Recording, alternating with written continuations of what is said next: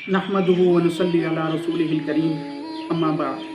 Viewers and listeners, अस्सलाम वालेकुम रहमतुल्लाहि व बरकातुहू। आज की वीडियो में हम ये जानने की कोशिश करेंगे कि क्या 15 शाबान के रोज़े का सबूत हमें सही अहादीस में मिलता है।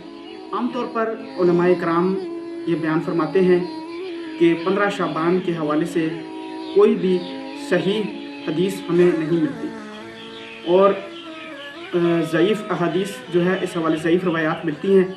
और फिर ज़ईफ़ रवायात के हवाले से भी दो आरा हैं।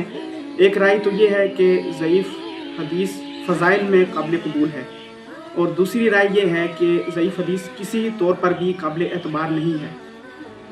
तो जिन लोगों के नज़दीक ज़ईफ़ हदीस काबिल एतबार है फ़ज़ाइल में, वो भी ये फरमाते हैं कि वो तब हो सकती है कि जब कोई चीज़ सही हदीस से साबित हो, उसकी फजीलत सिर्फ ज़ईफ़ हदीस से बयान की जा रही हो तो तब जायज़ है। लेकिन किसी चीज़ को साबित नहीं किया जा सकता ज़ईफ़ हदीस से, चाहे उसका ताल्लुक़ इस्तेहबाबी उमूर से ही क्यों ना हो, चाहे वो नफली चीज़ ही क्यों ना हो, लेकिन वो ज़ईफ़ हदीस से साबित नहीं हो सकती। और जो 15 शाबान के हवाले से जो रिवायत जिसका जिक्र किया जाता है वो आमतौर पर वो इब्न माजा की एक रिवायत है।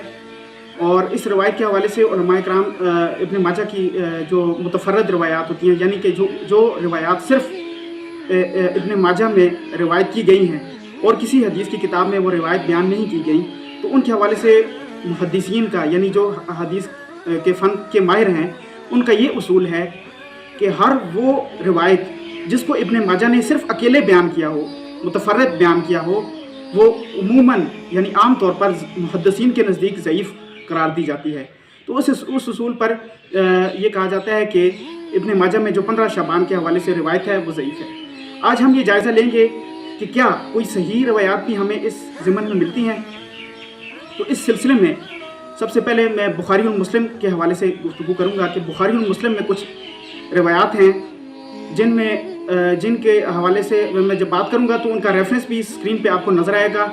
हदीस अरबी टेक्स्ट और उर्दू तर्जुमे के साथ भी आप देख सकेंगे और साथ उसकी नंबरिंग भी, ताकि आप उसको तलाश कर सकें।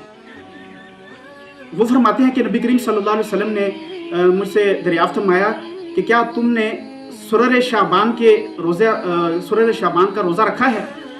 तो वो फरमाते हैं कि नहीं, मैंने सुरर शाबान का रोज़ा तो नहीं रखा। तो इस पर नबी करीम सल्लल्लाहु अलैहि वसल्लम फरमाते हैं कि अच्छा, तो ऐसा करना कि रमज़ान गुजर जाने के बाद तुम 2 रोज़े रख लेना। अब ये जो सुरर शाबान के अल्फाज हैं, ये इससे मुराद 2 तरह के मतलब इसे लिए जा सकते हैं। एक तो ये कि रमज़ान के सिरों के रोज़े, यानी कि शुरू का रोज़ा और एक आखिर का रोज़ा, इस तरह से। और दूसरा मतलब ये लिया जा सकता है कि इससे मुराद शाबान के बीच का रोज़ा है। तो अब चूँकि ये हदीस मुहतमल है, इसकी वजाहत करने के लिए एक और हदीस है और वो सही मुस्लिम में वो तरीका आया है। यही हदीस है, सिर्फ एक और तरीके से ये हम तक पहुंची है। उसमें इमरान बिन हुसैन ही रिवायत करते हैं कि नबी करीम सल्लल्लाहु अलैहि वसल्लम ने पूछा कि क्या तुमने इस शाबान के महीने की सुर्रा का रोज़ा रखा है। सुर्रा तो हाज़े शहर के अल्फाज हैं कि इस महीने की सुर्रा का तुमने रोज़ा रखा है। सुर्रा अरबी ज़बान में नाफ को कहते हैं और नाफ जो है वो जिस्म के दरमियानी हिस्से को कहा जाता है, दरमियान में आती है बिल्कुल। तो इससे ये मतलब लिया जा सकता है कि नबी करीम सल्लल्लाहु अलैहि वसल्लम शाबान के निस्फ के हवाले से पूछना चाह रहे हैं कि 15वीं शाबान का रोज़ा तुमने रखा है या नहीं रखा।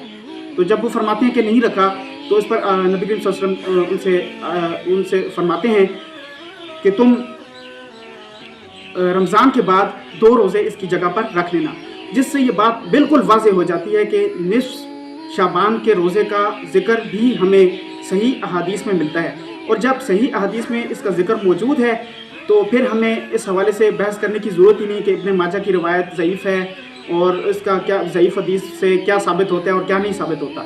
जब सही हदीस में हमें ये वाज़ेह तौर पर मिलता है तो हमें चाहिए कि हम भी 15 शाबान का रोज़ा रखें। और इमाम नववी ने भी जब सही मुस्लिम में इस हदीस के हवाले से जो बाब बांधा है, उसमें उन्होंने 15 शाबान के रोज़े के हवाले से ही बाब बांधा है, यानी उन्होंने भी इससे यही रिज़ल्ट निकाला है कि 15 शाबान का रोज़ा इस हदीस से साबित होता है। और यहाँ पर आखिर में मैं ये भी अर्ज़ करना चाहूँगा कि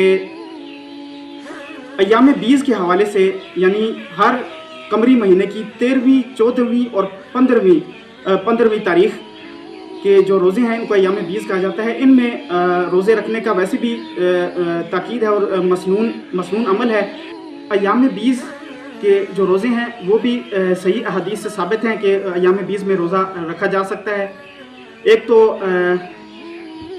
سنن نسائی کی روایت ہے حضرت ابن عباس رضی اللہ تعالیٰ عنہ سے.